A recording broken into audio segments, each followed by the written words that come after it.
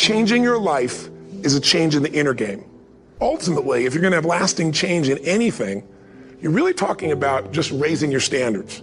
I always tell people, if you want to know how to change your life, I give it to you in 3 words, boring as it sounds: raise your standards. Lasting change is different than a goal. You don't always get your goals, but you always get your standards. Everybody in life gets their musts. They don't get their shoulds. Most people have a list of shoulds, don't they? Don't you have a list of the shoulds, things you should do, you should follow through on? I should lose some weight, I should work out more, I should make more calls, I should respond more rapidly to my email, whatever, Whatever your should list is, people love to have their should list be met, but it's kind of like New Year's resolutions. If it does, it's really exciting, but if it doesn't, which is most of the time, it's a little disappointing, but you kind of know it's not going to happen. But when you decide something is a must for you, an absolute must, when you cut off any possible, you say, I'm going to find the way, or I'm going to make the way. Human beings, when they resolve things, when they make a real resolution inside themselves, which is they raise the standard and they make it a must, they find the way. Haven't you had some area of your life where you raise your standard and your life has never been the same? Maybe at one time in your life you smoked cigarettes, or you did something and you did it for years and you kept trying to change it and kept telling yourself I should. And then one day something happened. Something just clicked you over. Something took you over that kind of tipping point. And inside yourself you said no more. And it was a very, very different experience, wasn't it? Something inside of you shifted, and what was a should became a must, and you've never gone back. Because somewhere when we make this click, when we make something a must, we attach ourselves to it. It becomes part of our identity. Most people, if they really look at how they're living their life today, it's based on a set of standards, a set of beliefs that they made choices about 10, 20, 30 or more years ago. Very often we made decisions in our youth or very young about what to believe, about what we were capable of, about who we are as a person, and that becomes the glass ceiling, if you will, that controls us. Take a look at any place you've got a limitation and ask yourself, when did I decide to accept that limitation? And you may not even see it as a limitation. You might see it as just, that's who I am. But so often in our lives, we've adapted to be a certain way so that we don't fail or so that people will like us or respect us, but it's not necessarily who we are. Joy comes when you're spontaneous. It's really hard to be truly happy when you're not being yourself. And most of us have no clue who we are. And so a big part of my work, if you've ever been to an event, is to get people to do things spontaneously without thinking, because that's when the real you shows up. That's when the energy comes alive. And when you do that, when you start to connect to your true nature, suddenly there's energy available for you to set a higher standard for what you want in your life. So the secret to real happiness is progress.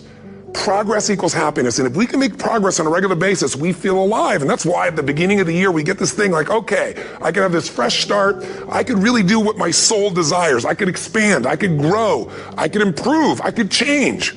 Or maybe better than change, I could progress. You got to say, I got to take control of this process and not just hope it's going to work out like people do who make a resolution. Think about that. Progress is an aliveness to it, doesn't it? You don't have to work at changing. People say all the time now, well, I'm working on changing. Don't worry about it. You don't have to work on changing. Change is automatic. Your body's going to change whether you want it or not as the years go by. And no matter how hard you work, there's going to be some changes going on there. The economy is going to change no matter what you want it to do. The weather is going to change. Relationships are going to change. Everything in life is always changing. We don't have to work on change. Change is automatic, but progress is not. So if you want to make real progress, then you really got to look at your life in a different way. But one of the most important decisions you make in business is, ultimately, if I was going to sell this, if I chose to, I have to know what I sell this to so that I have long-term value, not just an income along the way. I have this critical mass hit. I get a multiple of my business. And most people don't have a clear exit strategy. They think I'll come up with that someday. You got to start with that end in mind. That's got to be part of your focus if you're going to be successful in your business. Whenever people fail to achieve their goals, 99.9% of the time, and you ask them why, they'll tell you it's because of a lack of resources. That's what all these things are. I didn't have the support, right? I didn't have the money. We didn't have the time. We didn't have this. We didn't have that. There's a resource that people believe is missing. And that resource belief structure then keeps people from ever being able to really lead. Because what leaders do is they find a way to maximize whatever resources they have, as little as they may be, and they don't believe in limited resources. Resources are interesting, but the ultimate resources are the feelings of emotion that make you resourceful. Success and failure are not giant events. They don't just show up. You don't just suddenly become successful or suddenly have this cataclysmic event that makes you fail. It may look that way, but failure comes from all the little things. It's failure to make the call. It's failure to check the books. It's failure to say, I'm sorry. It's failure to push yourself to do things physically that you don't want to do. And all those little failures day after day come together until one day some cataclysmic event happens and you blame that. That event happened because you missed all the little stuff. Do you agree with me? And success, by the way, is not some overnight event. It's all these little things. Success is having a vision. Success is making it compelling. Success is really seeing it and feeling it every day with strong enough reasons. Success is feeling the sense that I'm here to grow and I'm here to give something to the world more than just myself. All the little stuff. That's where success comes from. But when you decide what's most important to you, your brain goes after it. Clarity is power. You got to know the specific result you're after. What do you want? If you can't answer that question right now in your personal life, in your body, in your relationships, in your finances, in your spirituality, then you're not going to be as fulfilled as you want to be. If you don't know exactly what you want, or you let yourself get beyond that into something general, you're not going to achieve it. What are the rituals that have put me there? Because whatever results you're getting, even if you don't like the results, there's some rituals that are keeping you in that place. There's some rituals of what you eat or don't eat, how you move or don't move, how you sleep or don't sleep. There's some rituals in the lack of variety or spice or energy or focus in an area. Just write the truth of where you are. What do you want? What's your vision? And be really specific. I want to be my fighting weight. I want to be the strongest I've ever felt. I'm going to turn whatever it is, be specific. You don't just get a result without some kind of action, without some form of ritual. Ritual meaning actions you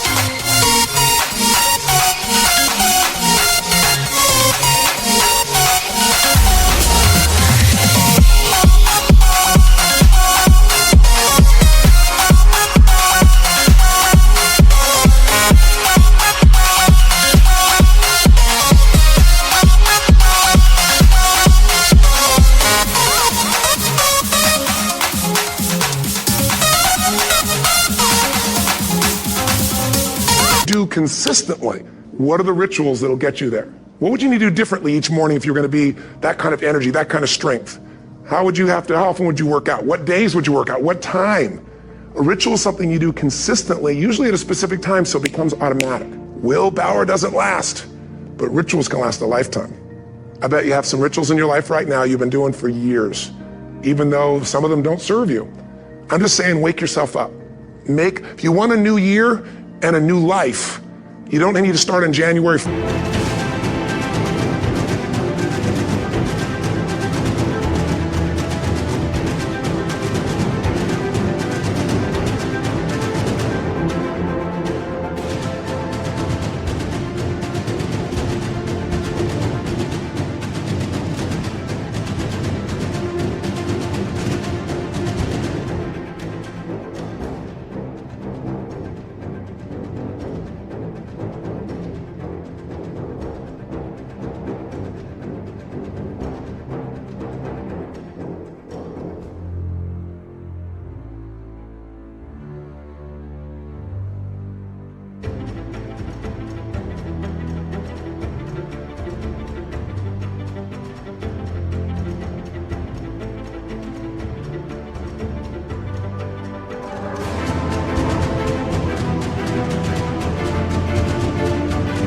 First, start today and just begin to see what happens and see how easy it is to just do a few little rituals. Don't do them all, just do 2 or 3 new things. And you know what happens? You'll get momentum. Because once you discipline yourself in one area of your life, you feel yourself doing it in other areas as well. And there's always 2 pains in life. There's the pain of discipline or there's the pain of regret. And Discipline weighs ounces, as my friend Jim Rohn taught me. Regret weighs tons. You don't have regret. So right now, what do you want to change? What's it really like? What are the rituals that got you there? That'll take a little homework. If you're not sure, ask the people around you. They'll tell you what your rituals are. What do I really want in depth? What are the rituals that'll get me there? And then get yourself to start a few of those actions and lock them in place. Here's what I've created for my life, and anyone I know succeeded.